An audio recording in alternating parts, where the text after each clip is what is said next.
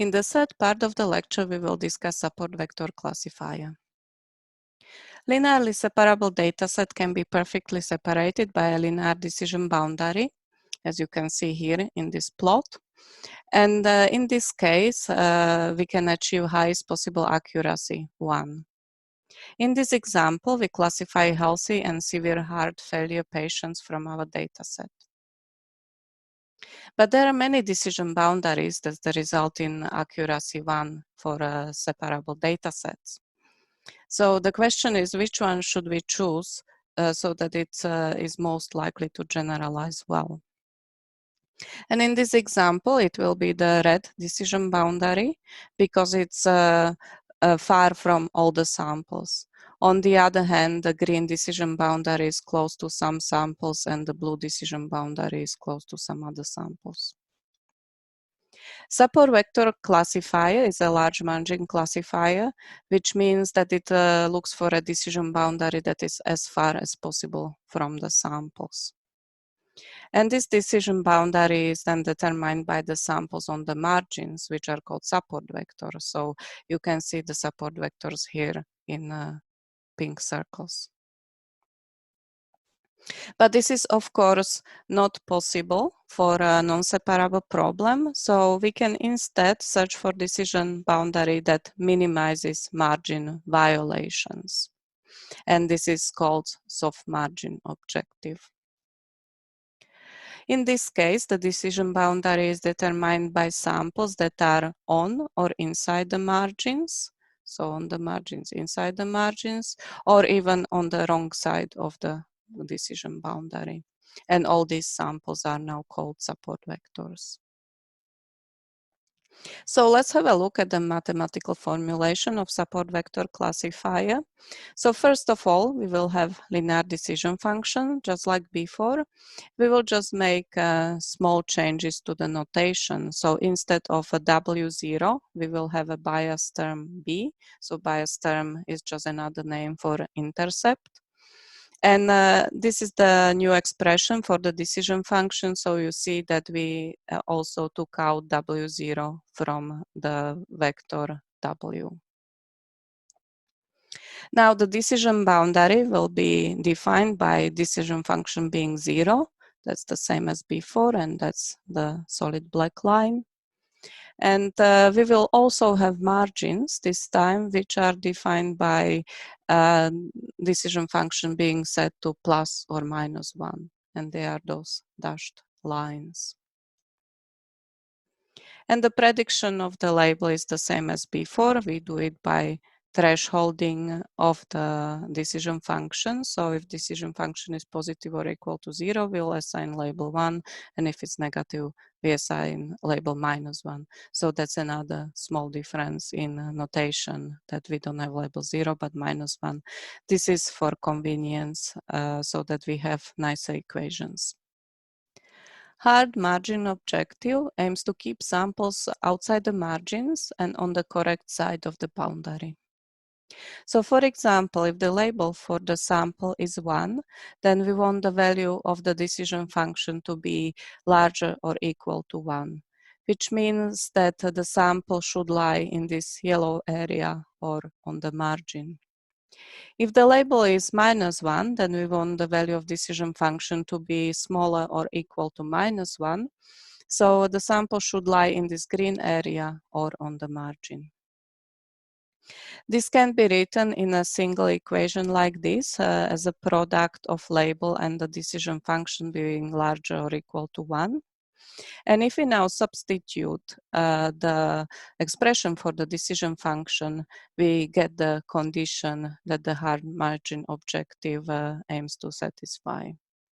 There is a second objective to satisfy, which is to maximize the margin. And we need to realize that to maximize the margin, we can minimize the slope of the decision function. So here we can see the decision function with a small slope, and this results in large margin. And here is the opposite situation. We have larger slope and smaller margin. Slope can be expressed mathematically as a length of the vector W. So we can then optimize the L2 norm of the vector W to minimize the slope. And this is in reality a ridge penalty. Now, this is a full mathematical expression for the hard margin objective. And from these plots here, we can see that this objective never allows the margin violation. It is sensitive to outliers. You see here that the outlier completely changed the decision boundary, and it is not possible to fit to the non-separable data sets. So soft margin objective allows margin violations but minimizes them. And to do that, we introduce the slack variables. There will be one for each sample, and they will be always positive or equal to 0. These slack variables measure how much the sample violates the margin. As you can see here in this example, this is a sample that violates the margin, so slack variable is proportional to the distance from the margin. And of course, to minimize margin violation, we will minimize this slack variable, so we aim for them to be as small as possible. So here is the mathematical expression for the soft margin objective. So we want to maximize the margin while minimizing the margin violation. And we already know that by minimizing this quantity, we maximize the margin. And minimization of margin violation is expressed by minimization of the slack variables. And the slack variables are never negative, but as small as possible. And they actually allow to decrease the hard margin for each sample. We also introduced this hyperparameter C that defines the trade-off between margin violations and margin width. So let's have a closer look at the slack variables. So if a sample is outside the margin and on the correct side of the decision boundary, this sample does not violate the margin and slack variable will be equal to 0. So for example, this group of green triangles don't violate the margin, so their slack variables are 0. And also this group of blue circles. If a sample is inside the margins or on the wrong side of the decision boundary, then this sample violates the margins, and then the slack variable will be positive. So if we want to satisfy this condition, that from the soft margin objective while keeping the slack variable positive but as small as possible, then we actually arrive in equality that is expressed like this. And this expression in reality is proportional to the distance of the sample that violates the margins from the margin. So let's have a look at a few examples. So if the slack variable is 0, if it's on the margin or on the correct side of the boundary, so for example for this on this plot, then if the sample is on the decision boundary, slack variable will be 1. And if it is on the margin but on the wrong side of the boundary, then the slack variable will be 2.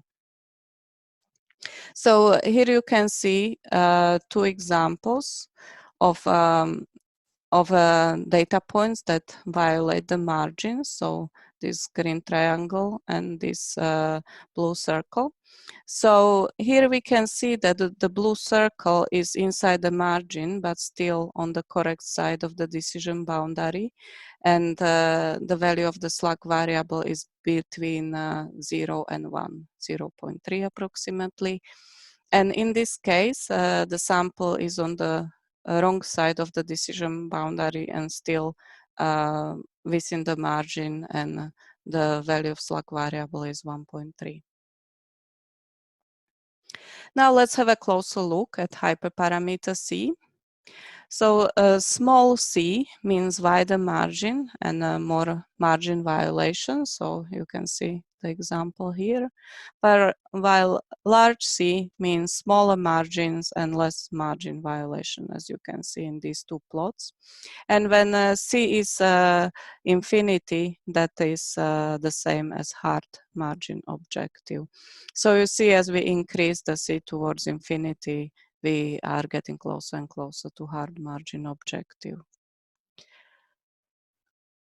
So soft margin objective allows margin violation, as you can see from this plot. It is also less sensitive to outliers, and it makes support vector classifier applicable to non-separable problems. So how do we fit support vector classifier?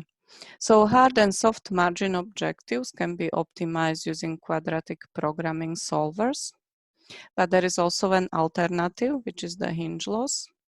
We already seen that the slack variables can be expressed directly like this. So we can just input this expression into the soft margin objective, and then we have this kind of expression to minimize this kind of loss. And you see that it consists of two terms.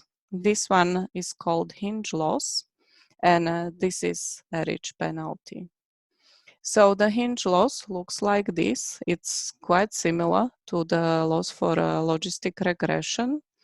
And you can see that for positive label, it introduces penalty if the decision function is smaller than 1.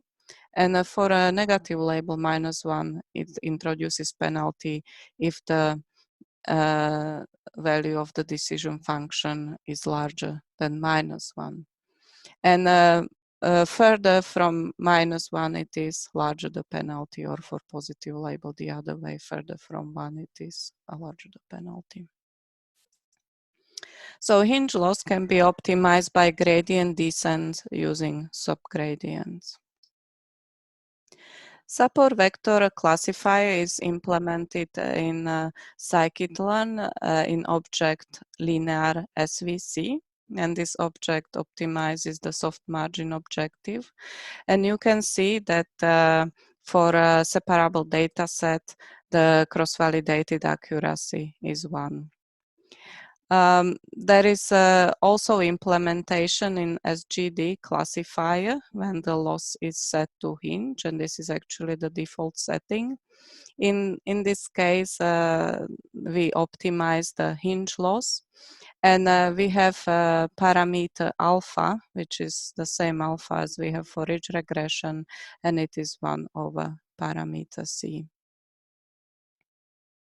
Now is the time to test your knowledge, and you will do that using quiz on Kids that is called support vector classifier. Please don't forget to submit your answers, and after you are ready, please watch the final part of this lecture, kernel support vector classifier.